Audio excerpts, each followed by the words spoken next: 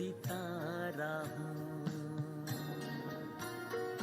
मैं चमकता हुआ सितारा हूँ। तन से न्यारा मैं प्रभु का प्यारा हूँ, तन से न्यारा मैं प्रभु का प्यारा हूँ। मैं चमकता हुआ सितारा हूँ, मैं चमकता हुआ सितारा हूँ।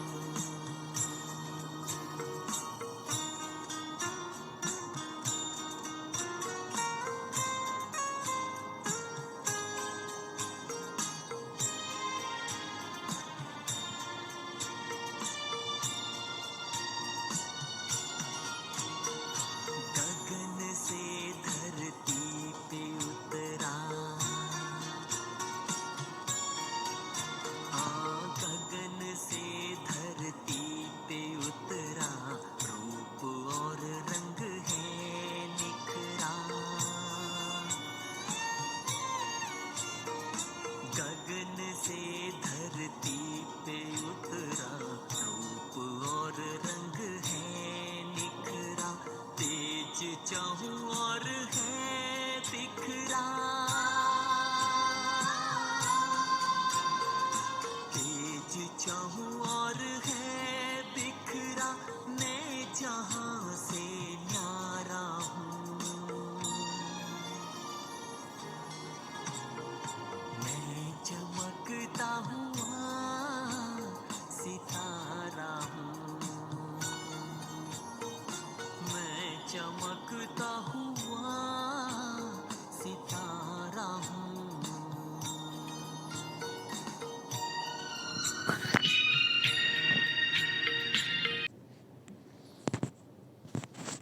ओम शांति। देखिए आज बाबा हमको क्या कह रहे हैं, बैठ जाए आत्मिक स्वरूप में। जब हम आत्मिक स्वरूप में बैठेंगे ना तो हमें और भी बहुत सी बातें कैच होगी जो बाबा हमें स्पेसिफिकली कह रहे हैं। बाबा कह रहे हैं बच्चे इधर उधर बैठकर फालतू बातों में अपना टाइम वेस्ट मत करो। बाप की याद में रहो तो टाइम आबाद हो जाएगा। किसने किसने अपना टाइम वेस्ट किया है अभी तक, चेक करें। इधर उधर फालतू की बातों में मैंने किया तो शायद इसलिए बाबा मुझे कह रहे हैं अपने आप को चेक करें। प्रश्न है, बाप को शो या नाम, कौन से बच्चे बाप को शो करेंगे? फादर शोज सन, सन शोज फादर, है ना। जो बाप समान सेवा करते हैं, अगर हर कर्म बाप के समान हो तो बहुत बड़ा फल मिल जाएगा। बाप हम बच्चों को आप समान बनाने के लिए पुरुषार्थ करा रहे हैं। प्रश्न, अंतर्मुखी किसे कहेंगे? तुम्हारी अंतर्मुखता निराली है, कैसे? उत्तर है, सोल कॉन्शियस होकर रहना ही अंतर्मुखी बनना है। अंदर जो आत्मा है उनको सब कुछ बाप से ही सुनना है, एक बाप से ही बुद्धि योग रख गुणवान बनना है। यही है निराली अंतर्मुखता। आज का गीत है ओम नमो शिवाय। ओम शांति। मीठे मीठे से खिलते बच्चों ने यह गीत सुना, बाप की महिमा सुनी और बाप की महिमा का फल भी फिर बच्चों को मिल रहा है।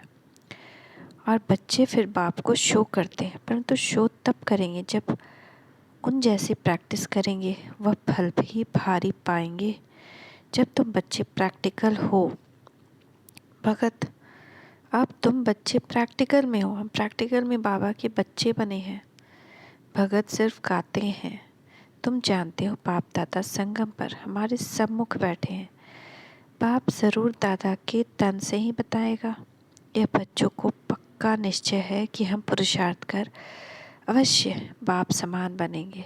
बाप पतित पावन ज्ञान सागर है, उससे तुम पतित पावनी ज्ञान गंगाएं निकली हो। गंगाएं क्यों कहा जाता है? क्योंकि तुम सब सजनिया हो, सबको हम ज्ञान गंगा ही कहेंगे। बच्चों को नशा चढ़ता है कि हम श्रीमत पर सारे विश्व के मनुष्य मात्र को सुख दे सकते हैं जो कोई और नहीं दे सकते।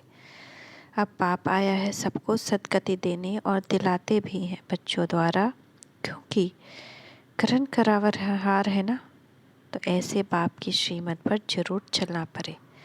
बाप कहते हैं जो करेगा और जितनी सर्विस करेगा वही 21 जन्मों के लिए उच्च प्रारब्ध पाएगा, परंतु तकदीर में नहीं है तो कुछ करते नहीं है बहुत सहज।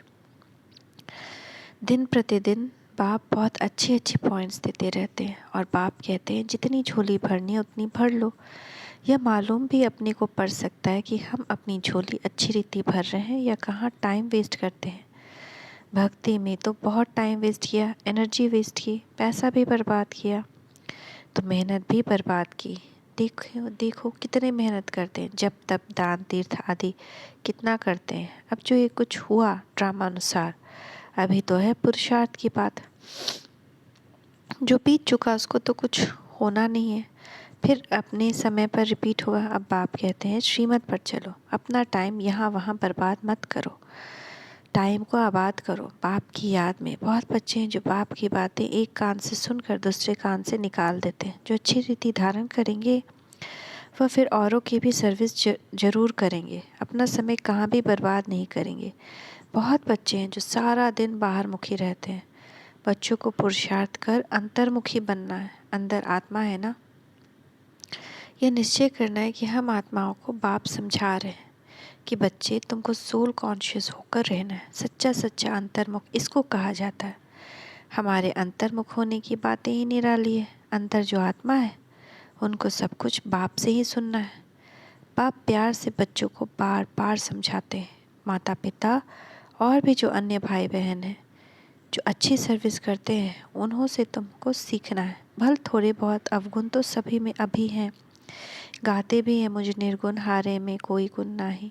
अभी तुम बच्चों को गुणवान बनना है, सो तब बन सकते हो जब बाप के साथ बुद्धि योग होगा। माया तो बहुत भटकाएगी, बच्चे गिरते और चढ़ते हैं। जो बॉडी कॉन्शियस रहते हैं वह गिरते रहते हैं, जो सोल कॉन्शियस रहते हैं वह गिरते नहीं हैं। वह बाप से अंजाम करते हैं कि यह काम करके ही दिखाएंगे, पूर्ण पवित्र बनकर ही दिखाएंगे। अंदर में पक्का निश्चय करना चाहिए कि हम बाप से पूरा पूरा वर्षा लेंगे, कहाँ भी फालतू टाइम नहीं गवाएंगे। बच्चों को शरीर निर्वाह भी करना है, घर बार छोड़ना तो हठयोगी सन्यासियों का काम है। तुमको तो अपनी रचना की भी पूरी देखरेख करनी है और दिल में यह निश्चय रखना है कि इसमें ममत कि इन आँखों से हम जो देखते हैं वो सब विनाश हो जाने वाले। इसमें ममत्व रखने से अपना ही नुकसान करेंगे। ममत्व एक बाप से रखना मुख्य बात है पवित्रता की। इस पर भी बहुत हंगामे होते हैं, क्रोध पर इतना हंगामा नहीं होगा। बाप कहते हैं ये काम विकार तो इस समय सब में प्रवेश है, सब विकार से पैदा होते हैं। तुम समझा सकते हो कि हम भ्रष्टाचारी को शिष्टाचारी बनाने में मदद कर रहे हैं। अब तुम बच्चों को सोल कॉन्शियस बनना है, पतित पावन बाप को याद करना है। बुलाते भी हैं, हे पतित पावन आओ, तो आकर क्या करेंगे, जरूर पावन बनाएंगे। यह स्नान आदि की तो बात नहीं। बाप कहते हैं मामेकम याद करो, और कोई उपाय नहीं है। योग अग्नि से ही तुम पतित से पावन बनेंगे, आयरन एज से तुम गोल्डन एज में जाएंगे। यह एक ही उपाय है, दूसरा कोई उपाय ही नहीं। सब बीमारियों की एक दवा है, बाप की याद, इससे सब दुख दूर हो जाएंगे। बाप की याद से वर्षा भी याद आएगा। बाप माना ही वर्षा, लेकिन बाप भल कितना भी गरीब हो, पाई पैसे बर्तन आदि कुछ तो वर्षा देगा जरूर। तो तुमको पहले बाप को फिर वर्षे को याद करना है। बाप कहते हैं मन मना भव मध्याजी भव। बाप तुमको सभी वेदों शास्त्रों का सार समझाते हैं, दूसरा कोई भी ये सार जानते ही नहीं। बाप सीधा कहते हैं बच्चे ते अभिमान को छोड़ दो। तुमको समझना चाहिए कि हम आत्माओं से बाप बात कर रहे हैं। निराकार बाप निराकार बच्चों को ही कहेंगे कि तुम आत्माएं कानों से सुनती हो, तुम ही सब कुछ करती हो। कोई भी हालत में बच्चों को देह अभिमानी नहीं बनना है। अपने को आत्मा समझ बाप को याद करो, सर्विस भी करो क्योंकि देह से ही सब काम होता है, वह तो करना ही पड़े। कोई कोई कुछ समय के लिए अनकॉन्शियस बेहोश हो जाते हैं, परंतु वह कोई ज्ञान की बात नहीं। यहाँ तो बाप को याद करने से ही मेहनत करनी है, जिसमें ही माया के बहुत विघ्न पड़ते हैं। तुम जानते हो हमने बाप की गोद ली है तो जरूर बाप को याद करना पड़े। भोग बनाते हो तो शिव बाबा को याद करना है। आगे भोग बनाते थे तो कृष्ण को, राम को, गुरु नानक को याद करते थे, गुरुवाणी पढ़ते थे। याद में बनाएंगे तब तो शुद्ध होगा, फिर प्रैक्टिस बढ़ जाएगी। यहाँ भी बाप की याद में प्रैक्टिस बढ़ जानी है। जितना हो सके भोग व भोजन बनाने के समय बाबा को याद ज़रूर करना है, बहुत बहुत ज़रूरी है। परंतु बच्चे याद नहीं करते। भंडारे में एक दो को याद कराना चाहिए कि बाबा को याद कर भोजन बनाओ। ऐसे करते करते पक्के हो जाएंगे। जिनको अभ्यास नहीं होगा वह तो कभी याद करेंगे नहीं। ब्रह्मा भोजन की बहुत महिमा है तो जरूर कुछ होगा ना। देवताएं भी इच्छा रखते हैं ब्रह्मा भोजन की, तो याद में रह भोजन बनाने से अपना भी कल्याण होता है तो आने वालों का भी कल्याण होता है। याद में रहने से बुद्धि में आ जाता है कि हम शिव बाबा से वर्षा ले रहे हैं, परंतु बच्चे याद करते नहीं हैं। यह कच्चाई है। आगे चलकर ऐसे बच्चे निकलेंगे जो बाप की याद में एकदम मस्त हो जाएंगे। याद में ही भोजन आदि बनाएंगे। जैसे शराब का नशा चढ़ता, ऐसे तुम बच्चों को फिर ये रूहानी बाप का याद का नशा रहना चाहिए। इससे बहुत फ़ायदा है। साजन को व बाप को याद करना है। अति मीठा बाप है, इन जैसा मीठा कोई होता नहीं। बाहर वाले इन बातों को जानते ही नहीं। देवी देवता धर्म वाले ही समझ सकते हैं।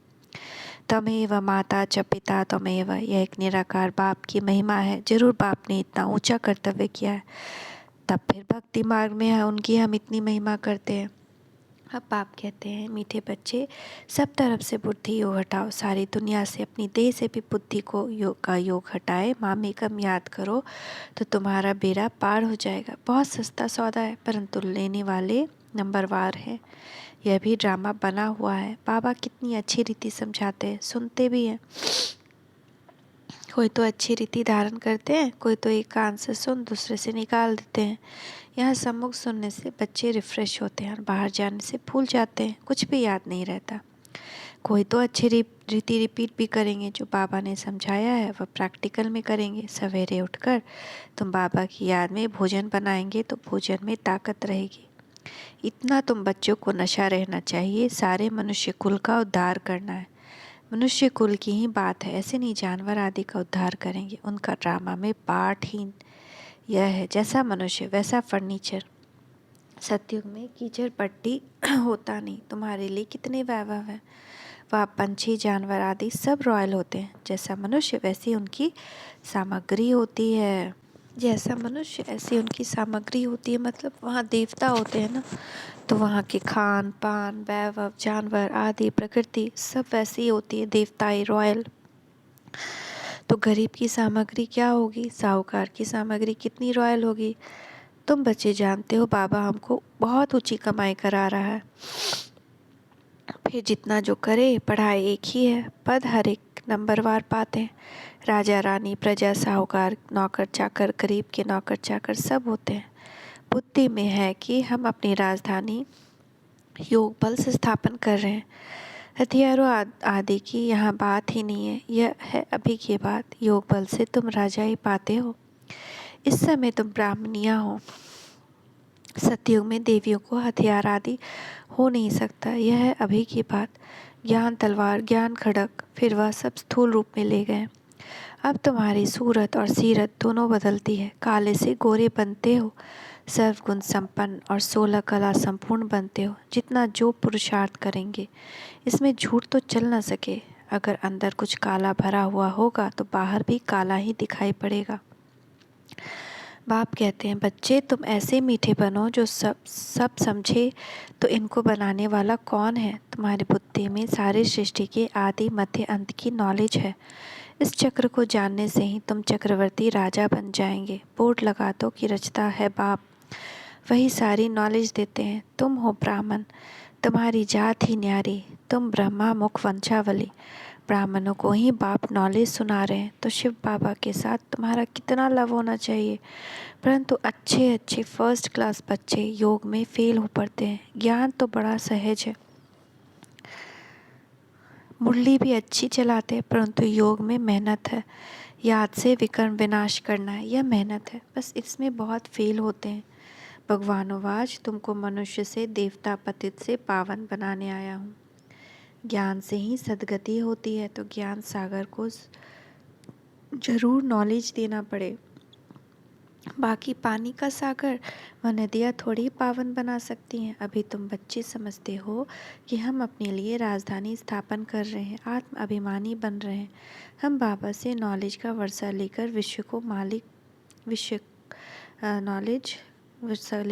का मालिक बन जाएंगे। कहाँ उन्हों की बुद्धि, कहाँ तुम्हारी बुद्धि।